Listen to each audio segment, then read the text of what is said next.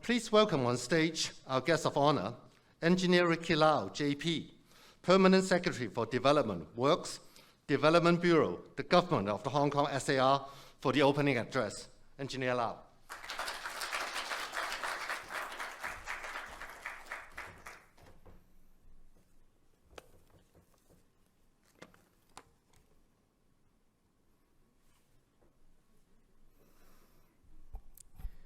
President Edwin, Chairman Silly, Ramsky, distinguished guests and speakers, fellow members, ladies and gentlemen, good morning.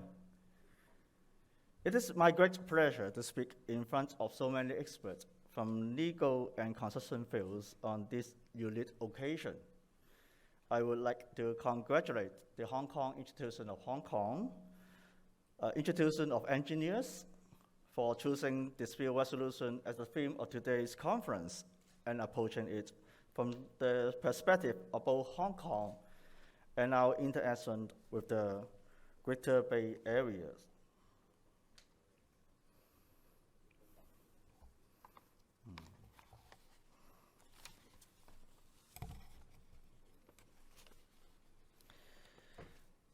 The topic is particularly timely, as the construction industry is entering a new golden era for bringing our city of the future, riding on the momentum that we have so successfully created on many fronts of new technologies, innovation, and collaboration.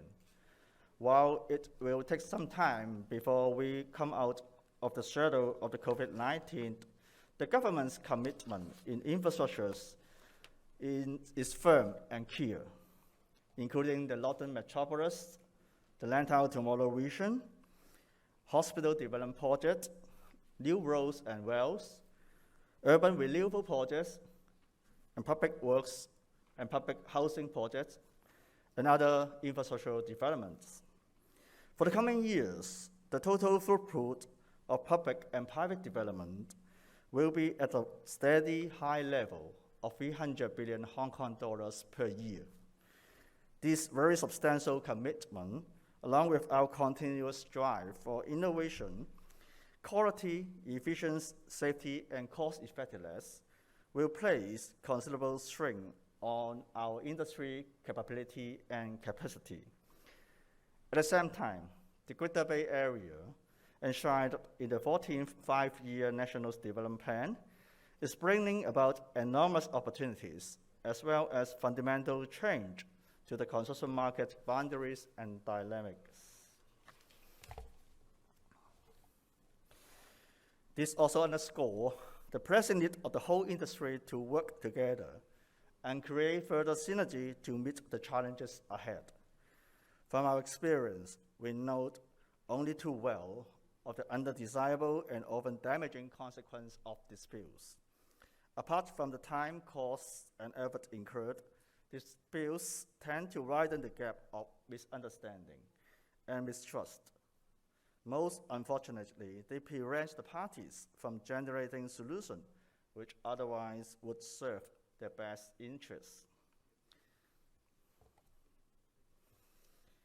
Against this background, clear contract specification, fair allocation of risk, as well as timely avoidance and resolution of disputes have been the core of our public works procurement policies. Dispute resolution advisor and collaborative contracting, such as NEC, are adopted for avoiding dispute during the process of work, and when disputes become unavoidable, resolving them at the very earliest opportunity. The two processes of avoidance and resolution are in fact complementary. A dispute avoided is a dispute resolved. On the other hand, dispute resolution contributes to dispute avoidance by bringing the minds of the disputing parties together, thus preventing a dispute from worsening and avoiding new dispute from arising.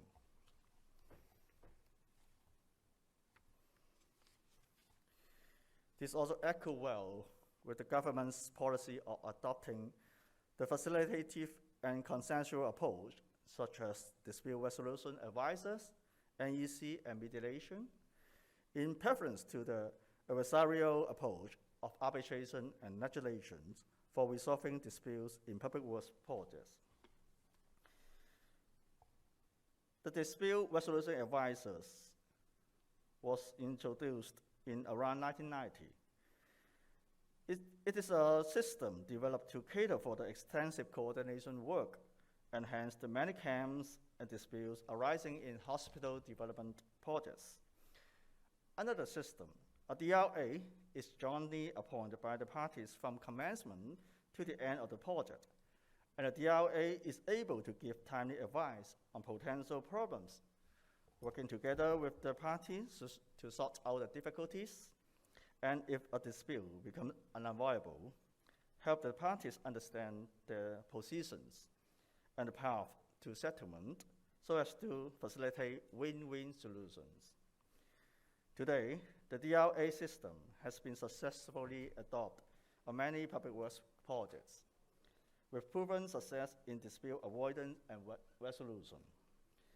Of 59 number of projects using DRA over the past 5 years, formal notice of dispute has arisen in 7 projects, of which only 1 has ended up in mediation.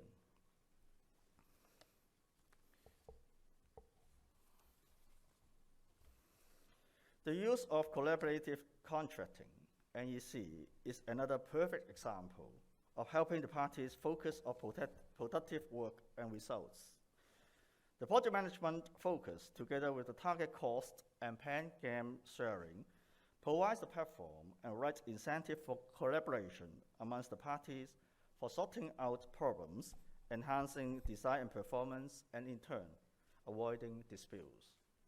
As of today, over 400 number of works contracts and 150 number of consultants have used or are using NEC, with solid evidence of teamwork, dispute avoidance, quality enhancement, as well as time and cost saving. Over the years, our adoption of mediation of public work projects has yielded very positive results in facilitating settlement of disputes.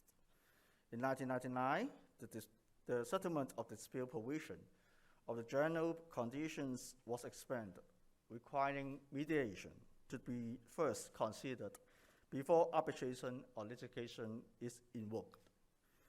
If either party is not satisfied with the mediation result, its right to proceed to arbitration are not affected. Since then, the number of arbitration has dropped significantly.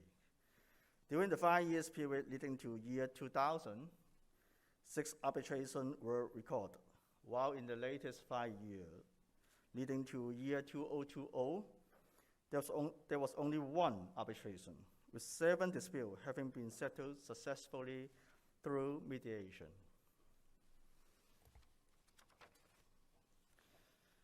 As part of our ongoing effort to ensure clarity and fairness in procurement and contract terms, we have recently prepared a draft bill on security of payment. Adjudication will be adopted in this mechanism.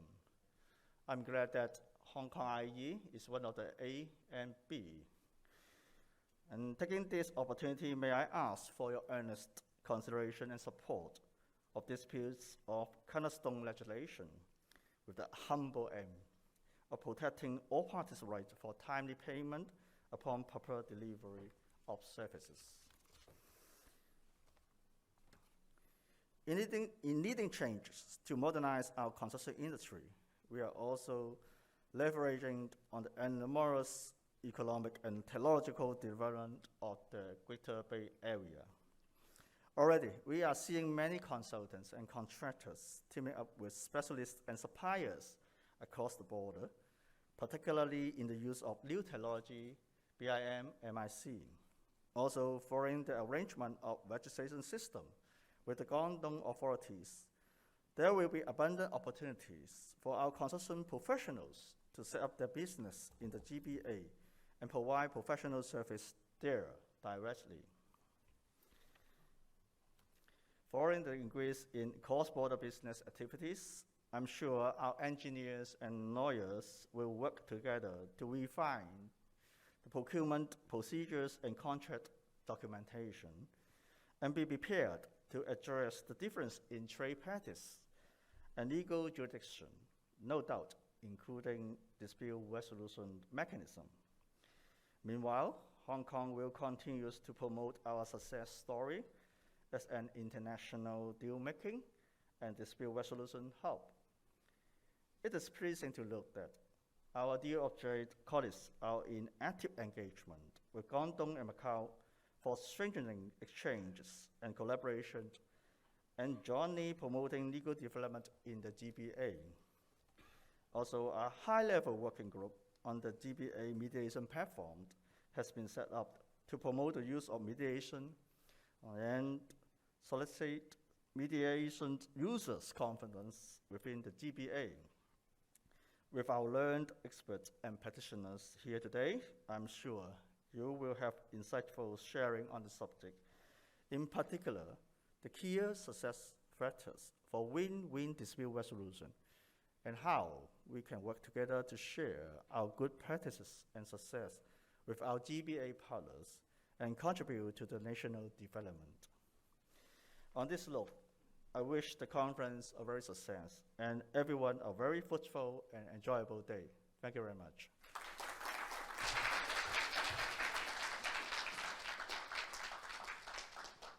Thank you, Engineer Lau. Please be seated.